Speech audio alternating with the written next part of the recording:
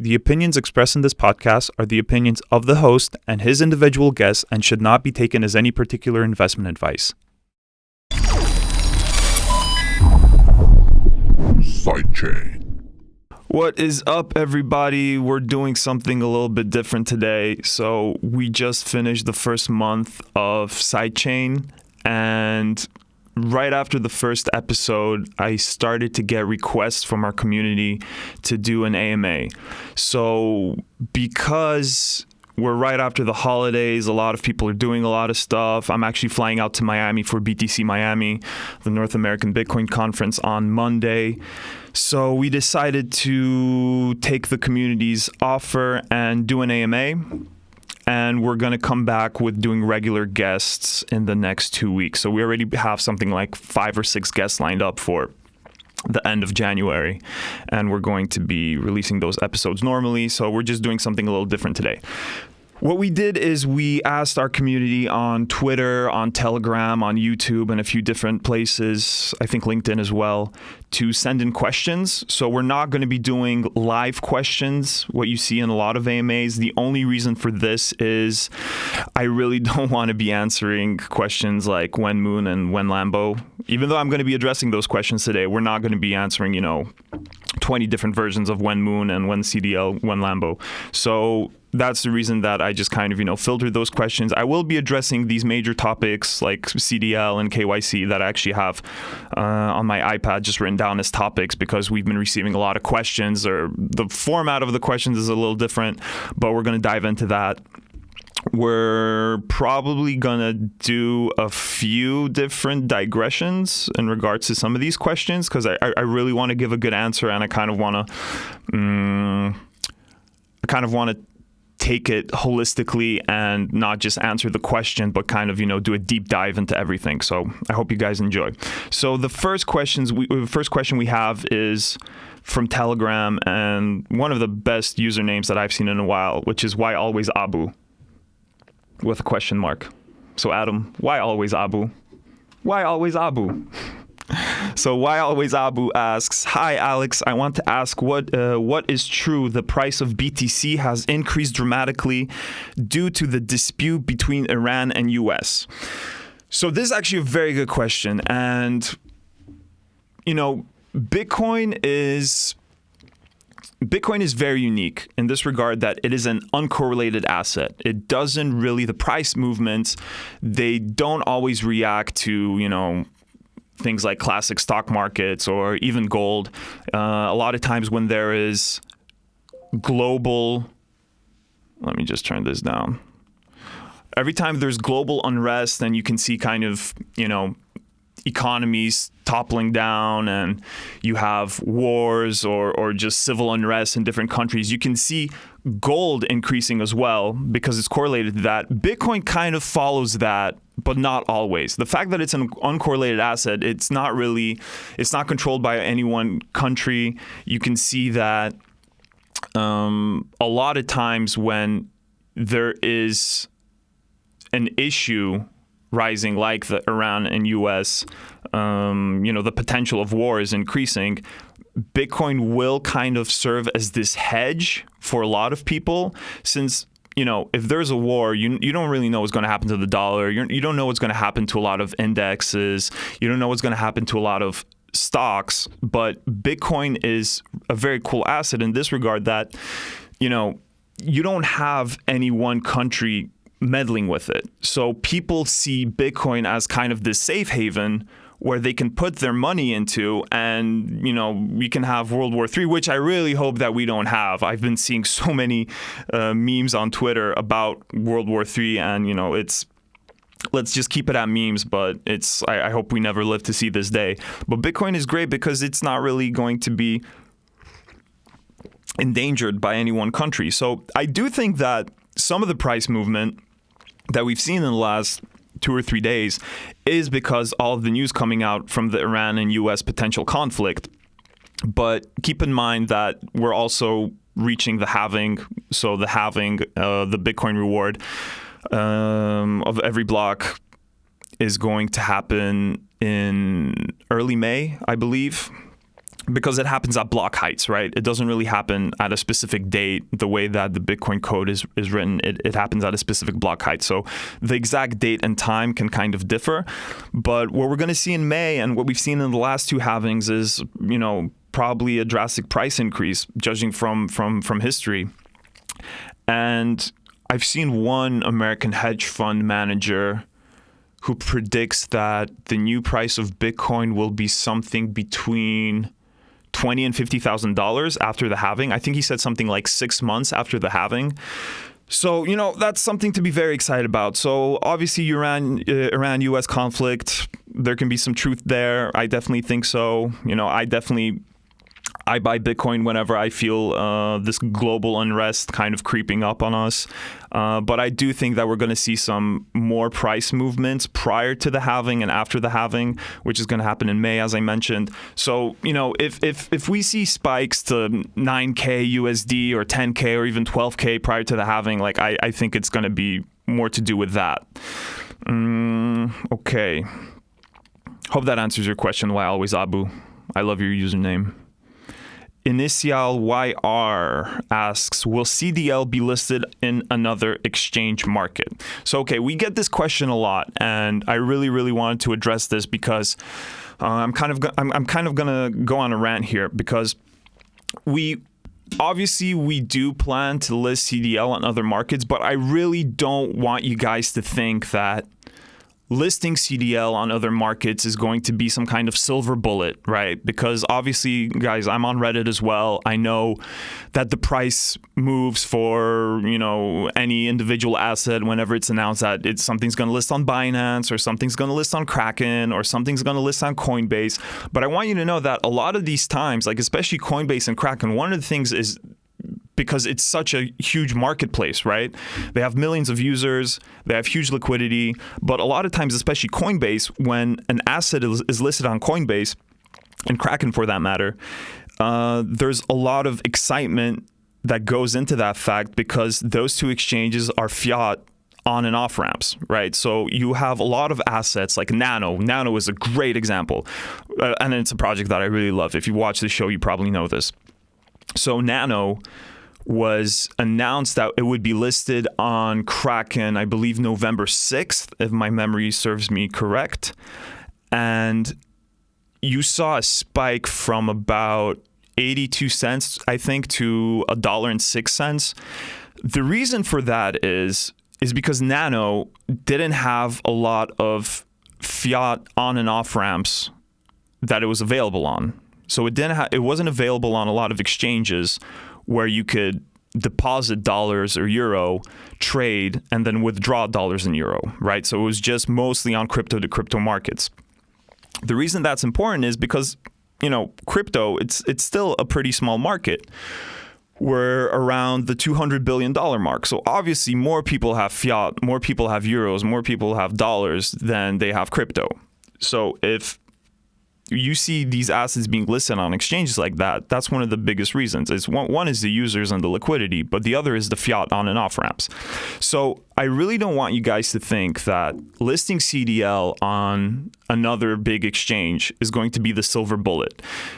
I highly doubt that if we list something like, if we would list on Binance and somewhere else, it's not going to be the be-all, end-all that's going to solve all of our problems. You're not going to see, $10 CDL just because we listed somewhere else. Obviously, listing the Coindeal token on other exchanges helps spread awareness. We're getting more users. However, remember that CDL, it was distributed to all of you. It was distributed to Coindeal users. We finished the distribution at something like almost 100,000 users. It was like 94,000 users. So you have the control, you, the users, the people that signed up on Coindeal and claimed CDL tokens, you're the ones that control the Coindeal token. 90% of the token was given away for free. So if you're not doing anything with it, don't expect that if we list CDL somewhere else, suddenly something's going to happen, because you're the ones that control it, right? So if you're not trading on Coindeal, there's no reason for us to believe that suddenly you're going to start trading somewhere else. obviously, if we're going to start seeing, 20 or 30 Bitcoin per day volumes on the Coindeal market, that's going to be a really good sign that maybe we should start looking for outside exchanges or maybe start developing something in a bit different way. But right now, it's you guys control the market. You guys control the price. It's all supply and demand. We don't manipulate the market at all. I mean, obviously, we don't manipulate the market because you guys have all the tokens. And manipulating the market would be something that most Asian exchanges would do and something that we don't do. But you need to remember that it's a really good measure of this kind of longevity and the lifeblood of a project. This is a trading volume. So trade on Coindeal. Trading on Coindeal is gonna, if you want CDL to go to the moon, you got to start trading. You got to start doing something with it. If you just sold it once and now you're waiting for the price to go up or down, or you're just sitting on it, you're holding it, then what do you expect to happen? Nothing's going to happen. You got to start doing something with it. Obviously, on our end, we're developing CDL. We just announced the new voting system, so you can actually gain CDL by voting. That's going to go live on the 13th of January, I think. Yeah, I think it's the 13th of January. So it's going to be 3 days from now. So start using it. Start voting with it. We're going to be probably announcing something else where you can actually... It's kind of going to be like this staking, almost like staking, where you can gain CDL just by performing actions on Coindeal. I don't have all the details on that. I just talked to some of the other C-suite on Coindeal about this, so we're probably going to be announcing it in the next few days if it goes through. But, as I said, if you want Coindeal token to moon, you guys control it. You should be doing something with it.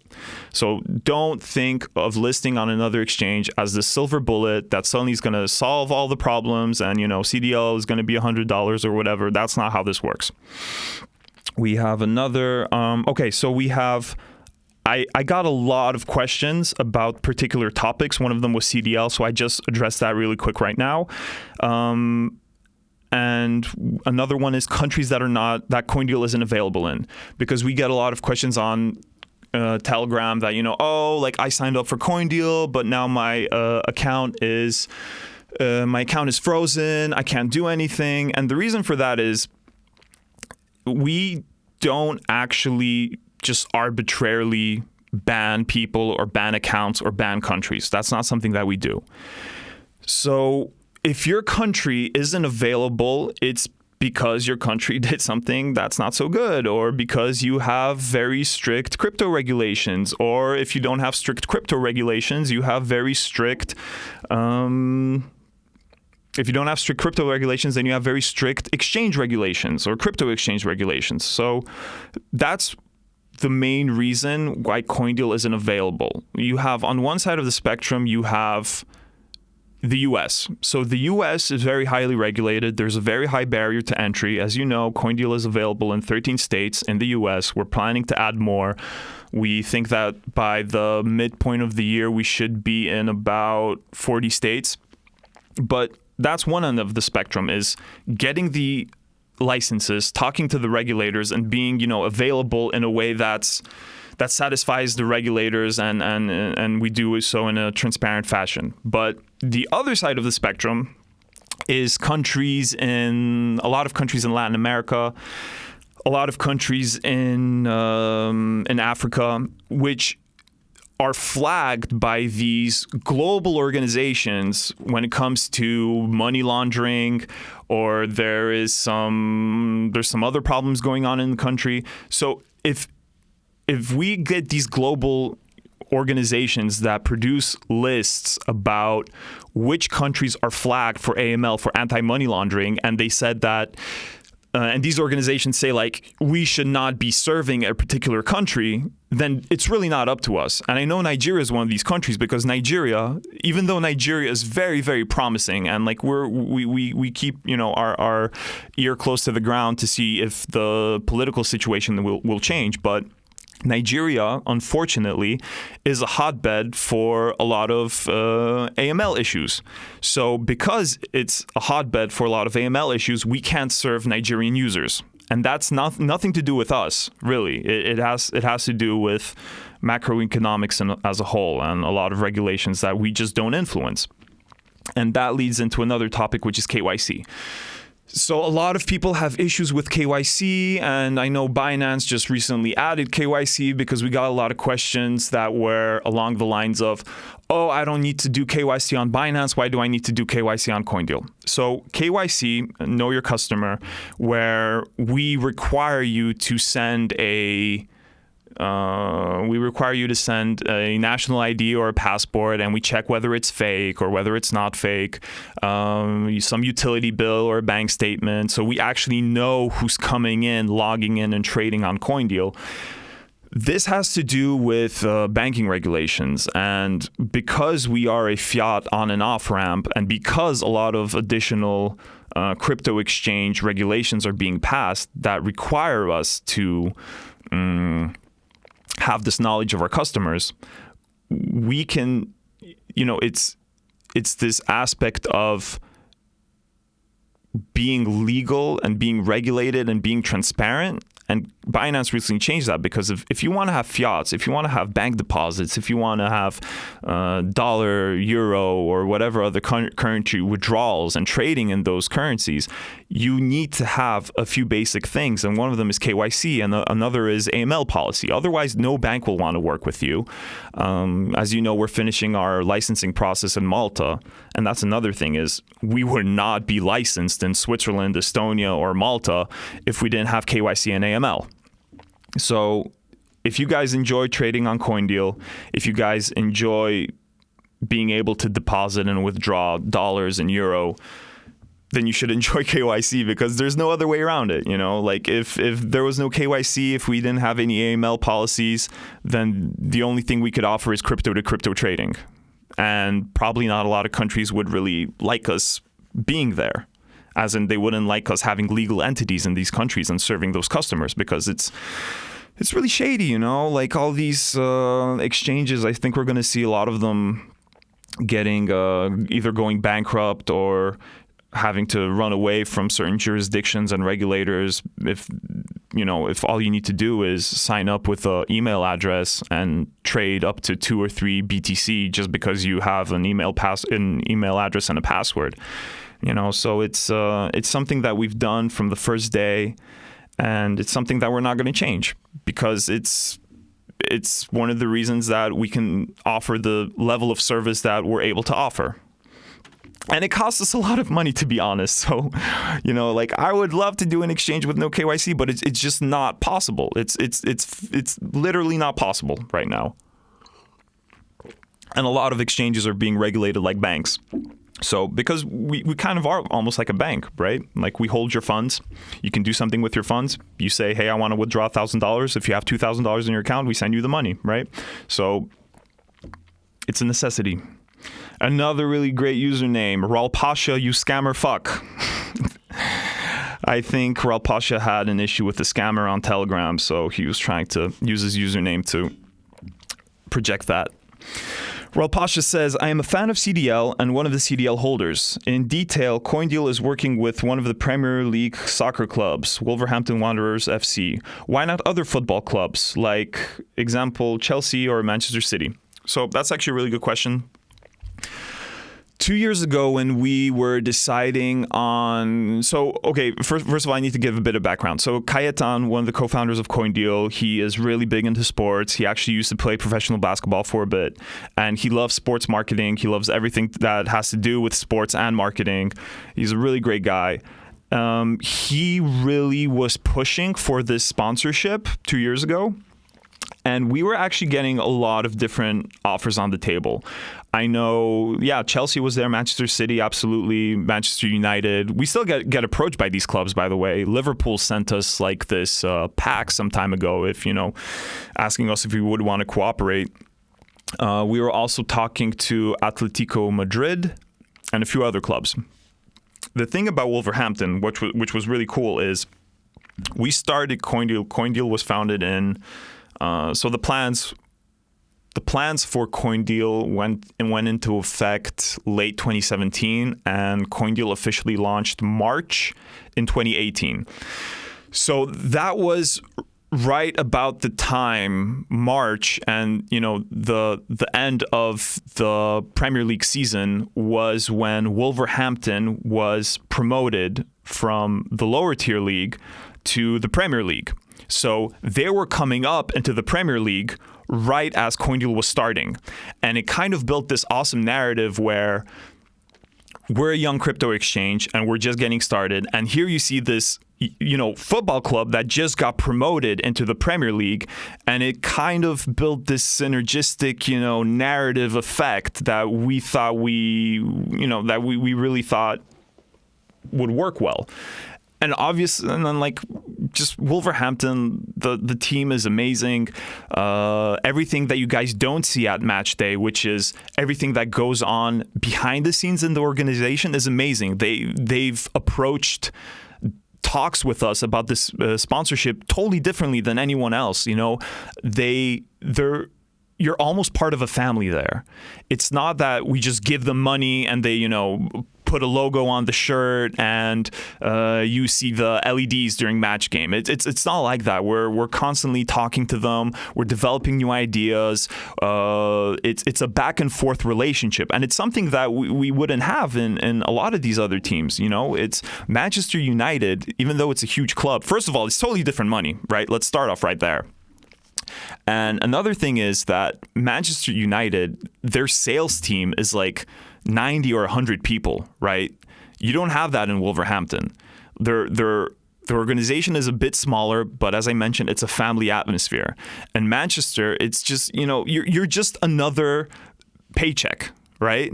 You get the contract, you pay the money, and whether something is in the contract or not, that's what you get, right? And that's not what we have with Wolverhampton. It's really back and forth. So I actually have some other questions about these potential projects that we can do with Wolverhampton that I'm going to get into in probably the next 10, 15 minutes. But just so you know, we would not even be having this discussion about doing something cool like a Wolverhampton token or coin. We would not be able to have this discussion with clubs like Liverpool or Chelsea or Manchester United.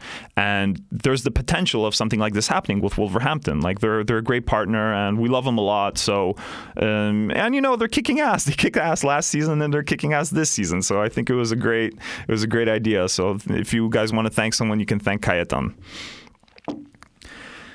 And another question we have is from Chris. Chris actually sent in a few different questions. So Chris says, "Hi Alex, here are my questions for the Coindeal AMA. How does a coin or token get listed on Coindeal? Can you tell us a bit more about the listing process?" Sure.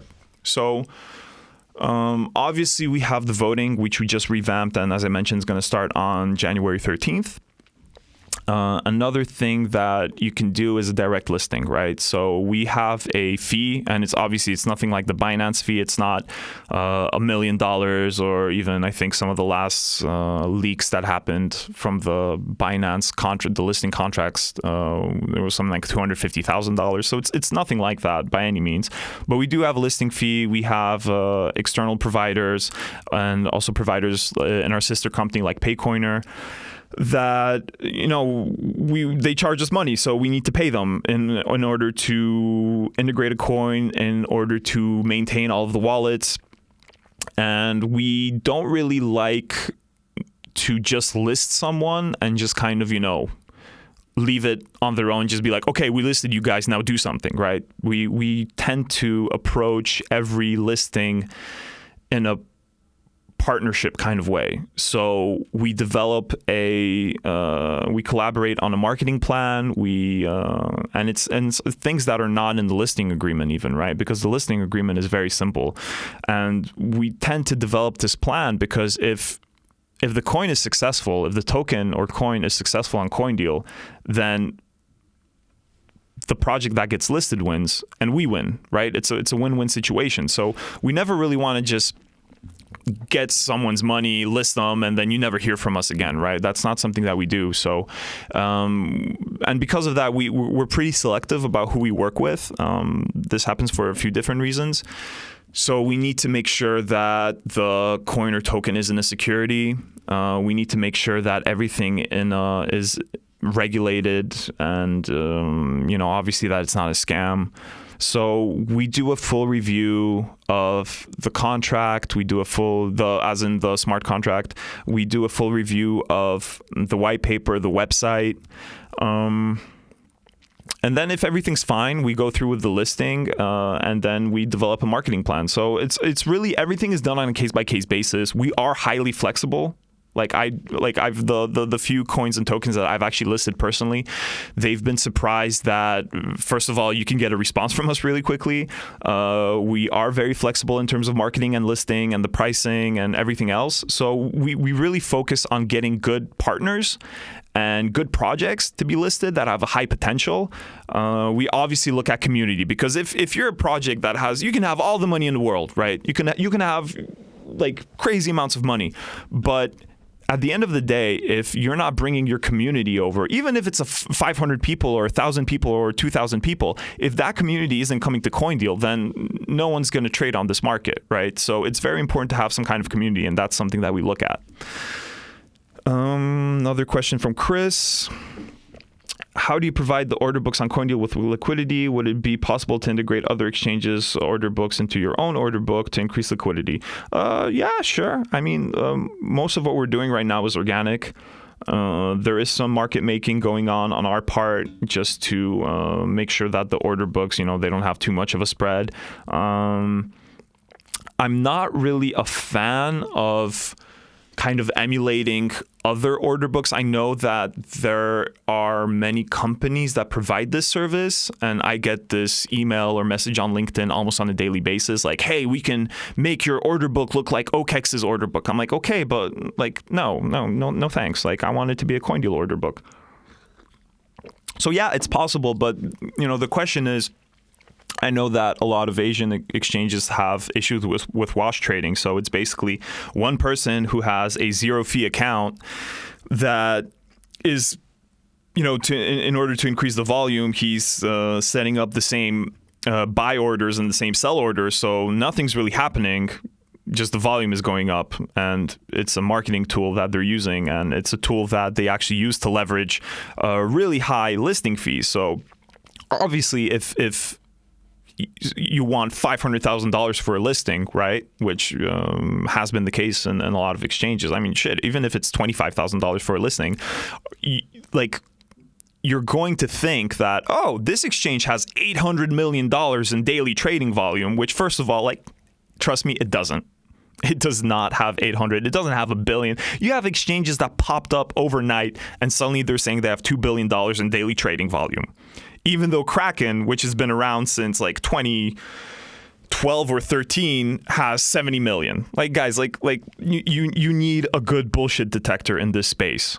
And if you don't have a good bullshit detector, then suddenly you list on an exchange that said they have $1 billion in daily trading volume, and suddenly your token is doing $2 in daily trading volume. So, it's just having high volumes or having your order book look like another exchange's order book. That's not the be-all, end-all to this situation. So, Chris, to answer your question, sure, we could do it. We are talking with some other partners that we know are legitimate in order to increase liquidity, but that is not really going to work in this way of just modeling our order book to look like another exchange's order book. Hope that answers your question. Chris, with the third question, it is refreshing to see that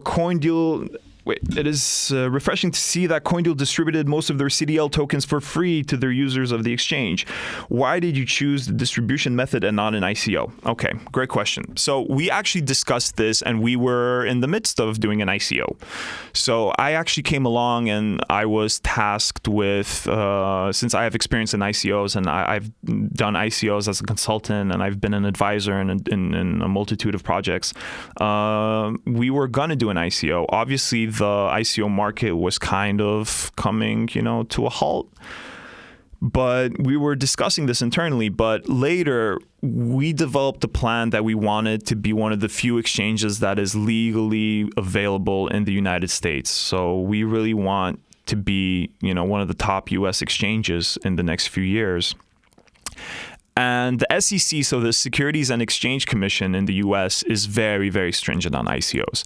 And we started to see the ICO as being very problematic with our roadmap of being available in the U.S. So we put a stop to the ICO. We actually sat on it. So we put a halt to the ICO in probably February of last year, so just about a year ago. And when Kajetan and Adam and I were in New York for Consensus 2018 in May, this actually all started. We saw Whitney Szczepaniak from the SEC. She's like, she's the crypto OG in the SEC.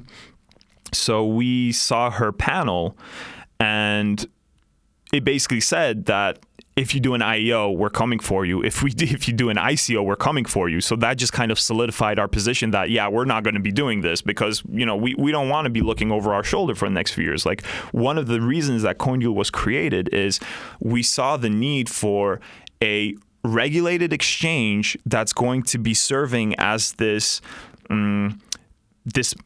middleman almost between the old financial world and this new world of, revolutionary crypto and digital assets. So we kind of want to be the best of two worlds. That's why from the very first day, we put a really high priority on fiat and of stuff of that nature and banking relationships. So we saw that as being very problematic to what Coindeal is supposed to be. And that's when we developed the idea to just distribute the tokens, because all the work was done, right? Like, the white paper was done, the smart contract was done, everything, like all the token functions were already, written out and planned out. So we had done all the work. We were just sitting on it to decide whether we're going to do the ICO or not. And we decided that because the token is finished and because there's such a great potential for it, that just give it away to users, because that's what we wanted in the first place. And even doing an ICO, there's this issue with ICOs. Okay, so I've been a part of a few different ICOs, actually on both ends, because I've been an investor and then I've been I've done them, I've conducted them, right? And the issue is that even if your ICO is a huge success, it's still very limiting in terms of who has your token or coin. And one ICO that I was a part of that, was pretty successful, the private sale ended with, I think, 200 investors, and then the public sale ended with like 2,000 investors. So you have 2,200 people that have contributed to the token. So like, most of the token is in the hands of 2,500 people max. And as an exchange, we saw that as very problematic. If only 1,000, 2,000, 3,000 people have your token, then it can lead to problems with liquidity. So the model that we developed, I think it was one of the first ones ever where we just give the token away for free. It's not really, it's like, I know people have been calling it an airdrop, but it's not an airdrop. We just distributed the token. You didn't have to do anything. Just log in and claim the token, right? Have an account on Coindeal. And as I mentioned at the beginning of this recording, like almost 100,000 people claimed the token. And you're not going to have an ICO, like, unless you're EOS, like, you're not going to have 100,000 people have your token, right? Like, it's almost impossible. So that's one of the reasons we just wanted to get the token out to the people, and we wanted as many users of Coindeal as humanly possible to have the token. Nothing else. That's what we cared about. So another question from Chris is, what are the current use cases for CDL? And will you introduce more use cases? Is CDL strictly a utility token, or can it be used as a payment option, for example, in IEOs? Will Coindeal have IEOs? Can fees that are paid with CDL get burned to make CDL a deflationary token? Okay, so a few different aspects to this question. Current use cases for CDL. So as mentioned, we're starting to have this voting using CDL. So you're going to have I think it is 100 CDL in your wallet in order to vote. And you can actually win more CDL by voting. So if the coin that wins if the coin that you vote for wins, you're going to be rewarded in CDL. So that's one of the use cases. Obviously, decreasing fees is another one. We are constantly developing the Coindeal token. So, we're going to be introducing more use cases in the future. We developed this 8-tier system in order to reduce your maker and taker fee, because that's something that the users really wanted. And we talked to a lot of institutions and market makers that wanted this kind of mechanism. And, when running an exchange, you actually get approached a lot by market makers and liquidity providers like, hey, we can do A, B, C, and D, but we would like a zero fee trading account. And you don't really know whether this market maker or liquidity provider will actually do anything with their zero fee market making account, right? So this is actually a good mechanism where we just ask them, guys, if you're serious about trading on Coindeal, just buy the tokens, because the actual amount of money, if you're an institution, in order to have a 0.0 fee account is not that much if you're an institution, right? Especially now that, we're at 340 sats, I think. So, having 150,000 tokens is something that's very attainable for companies. So not just to give away free trading accounts where people, they might do something, they might not do something. This is a win-win situation. So that's some of the use cases. We are developing more use cases constantly. We have on our roadmap, we have a few different ones. We have to be very careful, because obviously the next question here that Chris asks is CDL strictly a utility token? Yes, it is strictly a utility token. We have legal opinions, from Europe, and we have legal opinions from the US, which is the US is very, very strict about what is a security and what is a utility token. So we have to play by the rules, and we need to make sure that all of the CDL token features fall within the boundaries of a utility token, because we're not a securities exchange, right? We're not a classic stock market. We do not sell stock options. We don't sell index funds. We're not that kind of exchange. And being that kind of exchange would require crazy amounts of money. In the US, it would require an ATS, an alternative trading system license. It would also require that we would be a broker dealer in each individual state. And we're talking about millions and millions of dollars in order to have security tokens, right? And the security token market is still very limited. So it's not something that we're currently exploring. So the CDL is strictly a utility token. We will be further developing it as a utility token. There's a part of the question here, can it be used as a payment option? Yeah, sure. We're discussing it. Actually, we had this idea, Kajetan and I, we talked about it a year ago. And don't get too excited, because we're not planning anything yet. But down the road, we were discussing about having a conference, a huge crypto conference in Europe, and actually doing everything based on CDL. So in order to buy the ticket, you need to pay in CDL. In order to buy a coffee at the conference, you need to buy it with CDL. So that's this exciting idea that we had. We're probably not going to do it in 2020, but it's something that, is that we have in the back of our heads, that just to kind of give you this scope of what we want to do with the CDL and what we want to do with Coindeal, right? So just because we're not updating you guys on a weekly basis about something new that we're planning or something new that was introduced, don't think that we're not constantly wanting to develop the Coindeal token. Next question from Chris was, will Coindeal have IEOs? I'd love to, but right now, no. The IEO market is kind of like ICOs in 2017, so it's largely unregulated. I'm actually not a fan of IEOs. You know why? Because ICOs, they at least had some transparency to them. And what I mean by that is, you had most ICOs, the way that they were conducted was, you would send money, you would send Ethereum to a smart contract, right? And based on how the smart contract was written, for example, if I send 5 Ether, I would get, 10,000 XYZ coin or whatever.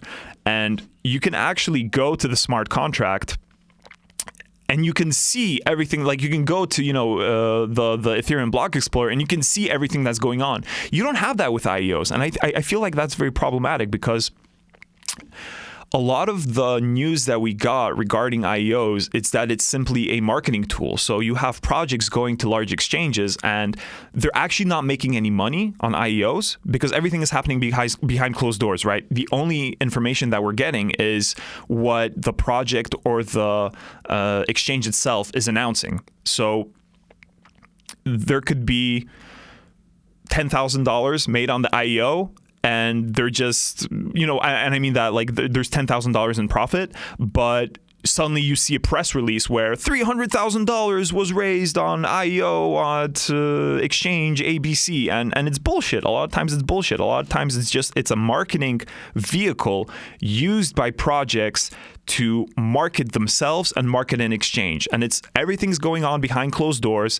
There's no smart contract where you can just go online and see, is there really $300,000 or $3 million that's being that's trading hands on the smart contract. No, it's all the information that we have is what the press release says or some Facebook post. So I have an issue with IEOs.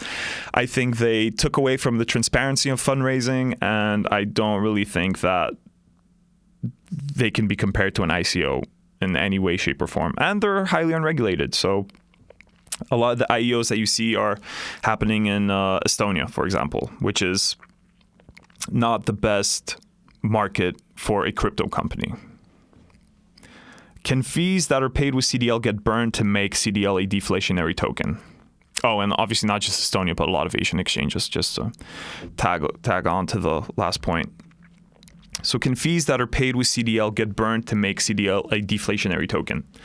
So yes and no. So actually, CDL is a deflationary token. There's only 50 million. There's never going to be more CDL. So by definition, CDL is a deflationary token. You don't need to burn an asset to make it deflationary, right? Just because it's not inflationary makes it deflationary. So there's no inflation model in the CDL. We're not going to be, introducing 2.5 or 5% more to the token supply with each year. That's something that we're not going to do. There's only going to be 50 million CDL, and that's it. So it is deflationary. So that's the yes aspect to your question, and the no is, can fees that are paid with CDL get burned? No, and this is a very good question, Chris, because burning tokens. So when you're actually actively decreasing the supply of a token, in many jurisdictions, and I know the SEC in the United States, they're of this mindset that if you're burning tokens, you're leading to an increase in price, right? So just by burning tokens, the SEC can classify the CDL as a security token because we are actively taking measures in order to increase the price. And that's something that you can't do as a utility token. So I know a lot of people are saying, well, Binance did that. Well, Binance, they can do a lot of stuff. They have the money to fight with regulators. Like we don't, and we don't want to. We want to do, we want everything to be transparent and do everything in a lawful and regulated fashion. So we're not going to be burning CDL. You can even see, you can see our mindset clearly in the way that the token was distributed. So we had more tokens than people so we plan to give away 45 million of the tokens, right? And at first, if you signed up, we told you that you would get 100 CDL. And that was based on the fact that if 350,000 people claim the Coindeal token. So in the end, when 100,000 people claim the CDL, we didn't burn what we didn't distribute. We just distributed more. So we proportionately sent more CDL to each individual user in order not to burn. So we kept the supply the same. Everyone just got more. And that's one of the reasons is that if we burnt it, then we would have some, security issues. So is it deflationary? Yes, it is deflationary. Are we going to burn CDL? No, we're not going to burn CDL. Dimitri's on fire, man. Dimitri wins every single contest that we do. He watches every single SideChain episode, and he asks great questions, and he's also He provokes a lot of discussion on our YouTube channel, which I really appreciate. So thank you, Dimitri. Dimitri asked, please tell us about the core team. How did you meet? What are your common interests? Whose idea was to run own exchange? What is your previous experience, including crypto and blockchain? Who is responsible for what? Okay, so holy shit, this might take a while. I'll try and condense this. So I met Cayetan. So Cayetan and Adam are the co-founders of Coindeal. I met Cayetan first in early 2018. I was finishing up an ICO I was back in 2018, I was doing consulting and advisory for a few different projects, but my main one, I was actually working as a blockchain consultant on one ICO. And I met Cayetan where I kind of saw some red flags in the ICO, but like by no means it was nothing scammy. I was just seeing that ICOs were kind of, coming to a halt, and we were in the project we kind of reached this phase where our CEO was starting to write out the pros and cons of doing a utility versus a security token. And actually, after I left, he decided to put a halt to it and kind of wait for more clarity in the security token market, because he kind of wanted to switch gears and maybe do a security token offering down the road. So I kind of felt that everything was slowing down, and I always wanted to be a part of an exchange. So I actually got talking to Cayetan, and we just clicked. Like there was a great flow between us. I really admired everything that he's done in the past. He really liked what I did in the past. So it was we became very good friends very quickly. And Cayetan and Adam, they have a great blockchain pedigree. So I came into crypto and blockchain like 6 years ago, like first off as an investor, then I started consulting because like people just didn't know what crypto was and what the potential was. We did a deep dive into this on the episode with Jason, so you can just look into that. I'd rather talk about Cayetan and Adam. So Cayetan and Adam, they are serial entrepreneurs. They decided to form Coindeal after already forming a few successful blockchain companies. One of them is Paycoiner, which is integrated into Coindeal.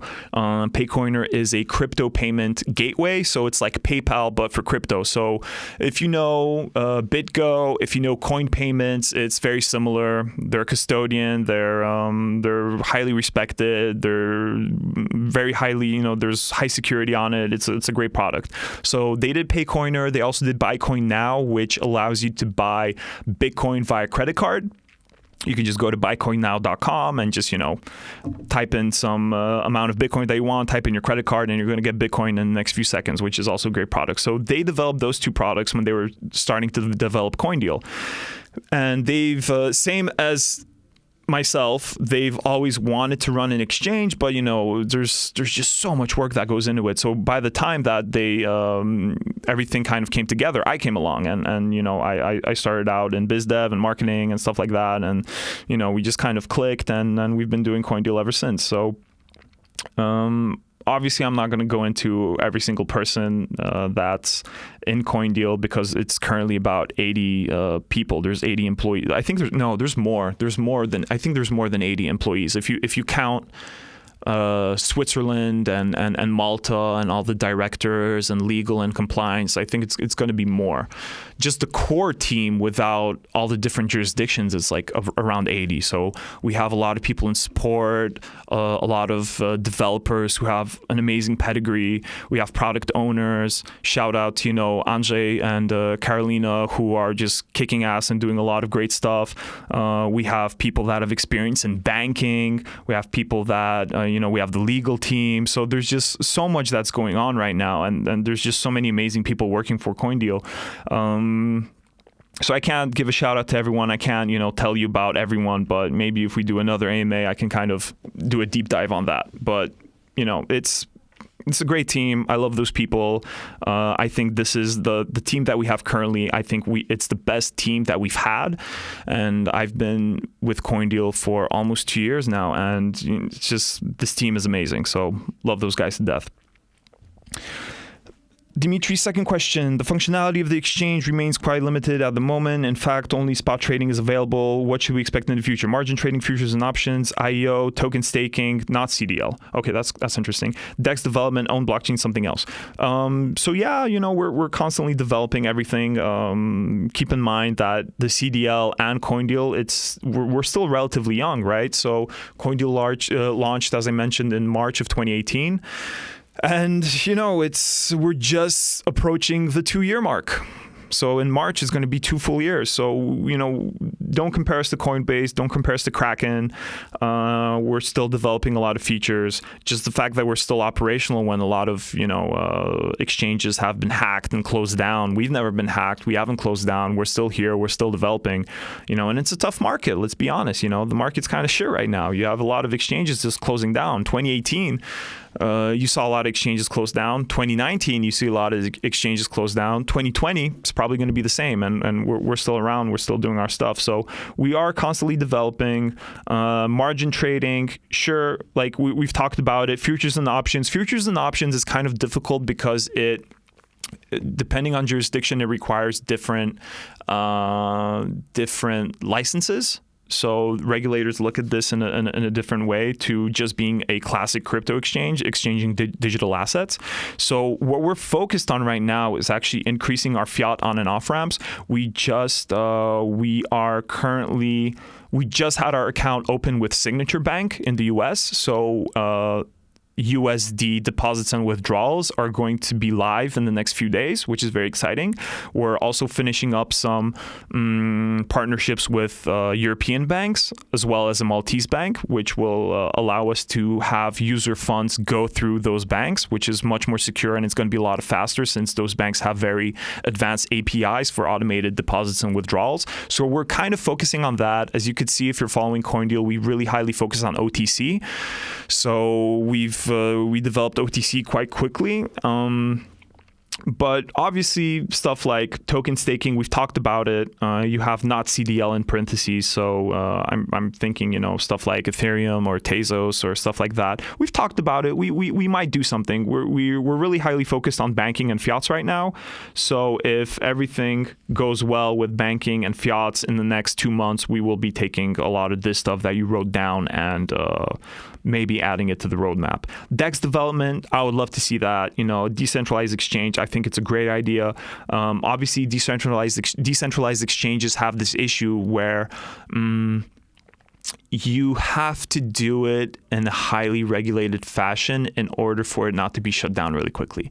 The Ether Delta, which is one of the bigger decentralized exchanges, is a great example where you have the founder that was, I think when he landed in the US or something, or I think he was extradited to the US, because it's really easy to break the law if it's a decentralized exchange because it all runs on protocol. And it's, if it's all protocol and you're not checking all the transactions and you're not checking the users, it can be a hotbed for money laundering, which is problematic. So decentralized exchanges also have this issue where if they all run on like Bitcoin's blockchain or Ethereum's blockchain, there's a lot of updates that are going into those blockchains now. So I would rather wait until the blockchains are more efficient so you can do real volume on those exchanges. Like, we would not be able to do our Coindeal volume of $10 or $20 million daily on a decentralized exchange. Like, the technology is just not there yet, right? So we're talking about it. If the technology reaches the point where it's possible to do it in an efficient way, then sure, we can do it, absolutely. But I don't think the tech is there quite yet. Own blockchain, yeah, there's nothing stopping us really from developing our own blockchain. That's something that I would actually like to see as well.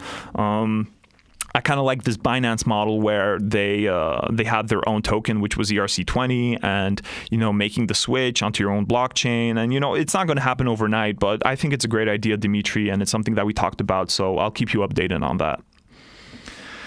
A small supply of exchange token is significant, but not a key factor affecting the price. Price increase may be due to enhanced functionality. Now, this is an opportunity to reduce trading fee and soon vote for listing new assets.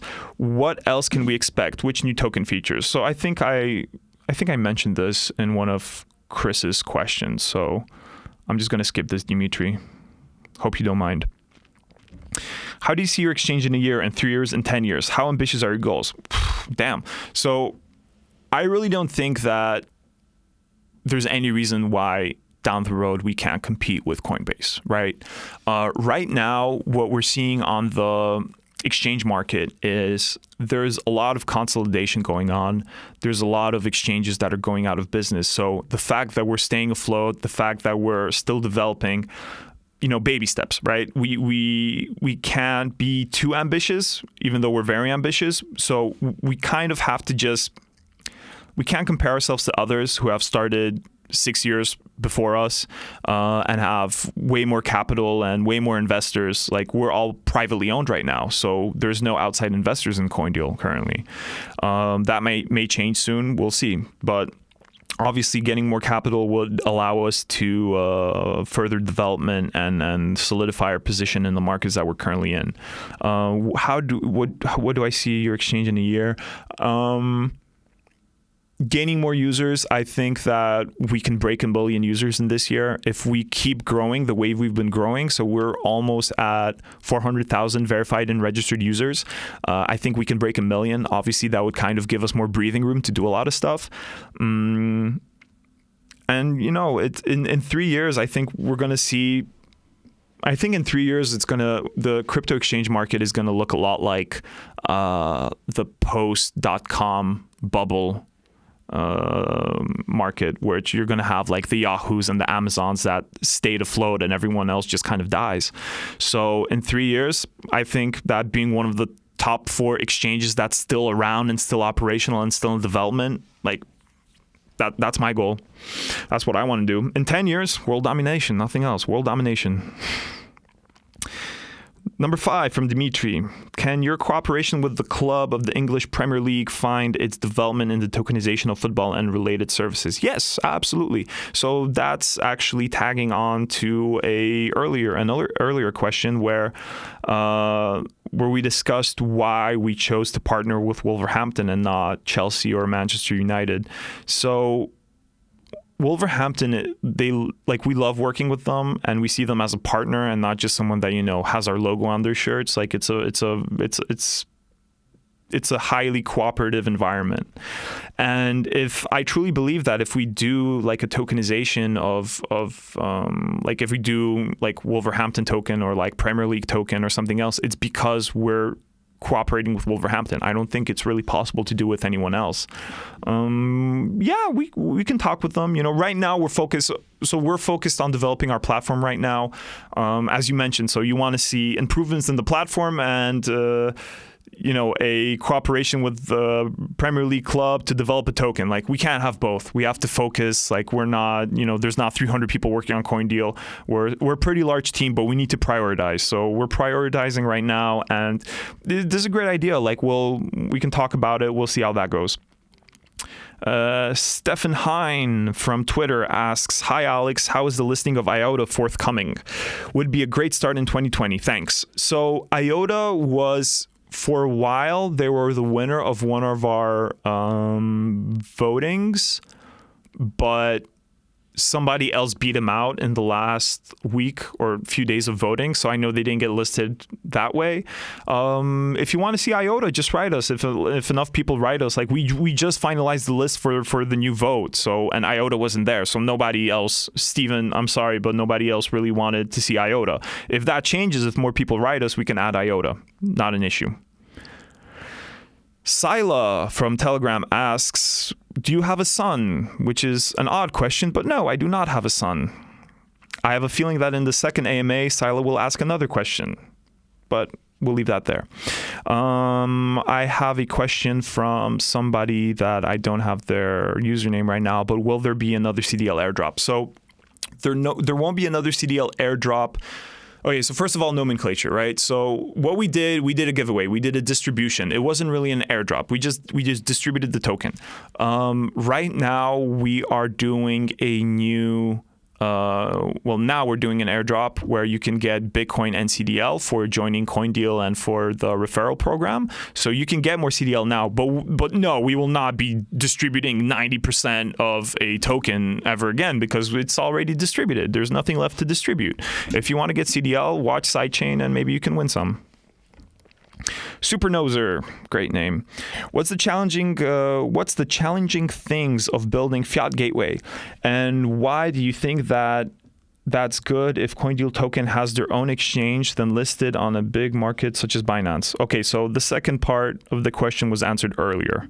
And the last one, have you ever buy something using crypto? I mean, something real beside other coins and tokens. That's a good question. And what's the purpose of holding coins tokens beside buying other crypto for you? So obviously, we're going to start with the very beginning, which is what's the challenging thing of building a fiat gateway? Building a fiat gateway is very challenging because you need to work with PSP, so payment service providers. You need to work with banks. You need to work with a lot of institutions that they know what they're doing, first of all, and they know how to assess risk very well. So if we didn't have all of the stuff that we have in place, like KYC, AML, all of our legal infrastructure. If we didn't have that, no one would want to work with us, right? If we were just this random crypto to crypto exchange working out of the Caymans or, Isle of Man or whatever, then, no one would want to give us access to fiats. So the most challenging thing is that it costs a lot of money. That's one, because it costs a lot of money. You need to be respectable and you need to be transparent and you need to be regulated because you're working with very high caliber partners like banks who they don't want to work with everyone, right? So you need a decent size of volume and turnover. You need some assets in your reserve. You need to show them that you're not this cesspool of money laundering and that you actually know who's trading on your exchange. So you need to have a pretty complex KYC infrastructure in place, right? So there's a lot of things that go into being a fiat on and off ramp, and we discussed this a bit earlier.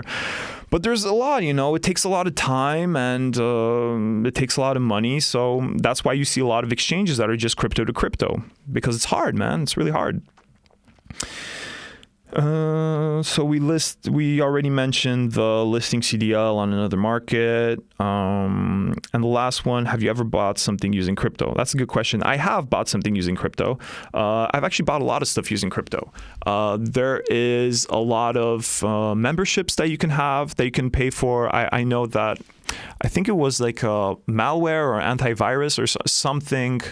It was a computer program license that I recently renewed using crypto. There's a lot of services where the equivalent of Grubhub or Deliveroo in the UK or Grubhub in the US, where you have this platform that you can just, order food to your door. And there's a lot of services that take Bitcoin. So I've done that before. What else? I know I've bought more stuff using Bitcoin and crypto. I can't think of it off the top of my head. I know those two because I've done those two recently. But man, it's changing. You can buy a lot of shit using crypto. It's awesome. You can actually, what else you can do is you can get one of those debit cards and you have crypto in a custodian wallet and you have like a Visa or a MasterCard. And what it does, it automatically transfers your crypto into fiat. So you're paying and essentially you're paying with crypto using a Visa or MasterCard. Like the margin that those service providers have is pretty high. I think it's like 3 or 4%. But shit, if you want to pay with crypto, you can pay with crypto. And what's the purpose of holding coins tokens beside buying other crypto for me? Like obviously there's an investment aspect. When it comes to Ethereum, I really think that Ethereum is building the new internet. Like, I think that if we have Web 3.0 or whatever you want to call it, it's going to be built on Ether. And so I have Ethereum because I want to be able to move in Web 3.0 whenever that's going to happen. Like, I love testing new dApps. So when CryptoKitties came out, I bought a shit ton of CryptoKitties, which I still have if anybody wants to buy them. But I like testing stuff out. I think that there's a lot of potential for a messenger, like a really secure messenger, like kind of what Telegram wants to do. I know something like that was built on EOS. Crystal Rose built something like that on EOS, which, if that comes out and it hits mass adoption, like, you're going to need crypto in order to use that dApp. So obviously using dApps, Bitcoin and Nano I see as payment options, as highly liquid payment options, especially Bitcoin. But I also see them as pretty sound investments. And that's for me. I'm not giving any financial advice because I am not licensed to give any financial advice. And I will never tell you to buy crypto. I can only tell you what I am doing. So dApps, investment, and payments. That's why I like crypto. Sandrini asks, in Korea, cryptocurrency is legal there so that it will easily spread out. But how about Indonesia? My country doesn't allow cryptocurrency at the moment. Then what's your strategy to penetrate the market? I understand Indonesia isn't one of the targeting countries based on your roadmap, but you're an awesome guy, Alex. I know you will never stop developing the great project. Hope I can get the answer. Sandrini, thank you so much. It's lovely to finish this AMA with some words of encouragement. I highly appreciate that. So crypto and regulations. This is a very good question, and it's a quite complex question. So Indonesia is actually a very great example because you mentioned my country doesn't allow cryptocurrency at the moment. Well, this, yes and no, because Indonesia does not allow, the National Bank of Indonesia does not recognize Bitcoin or any other cryptocurrency as a way of payment. So they do not see it as legal tender. You cannot go and pay someone in Bitcoin because it's illegal, right? But it is actually legal to have cryptocurrency, and it is legal to sell and buy it, like on an exchange. So you can't use it as a payment, but you can have crypto. Like, having crypto in Indonesia is legal. And you have a lot of countries that are still kind of, they're in a similar position where you can have crypto. You should pay your taxes on crypto, obviously, if you're making money on crypto.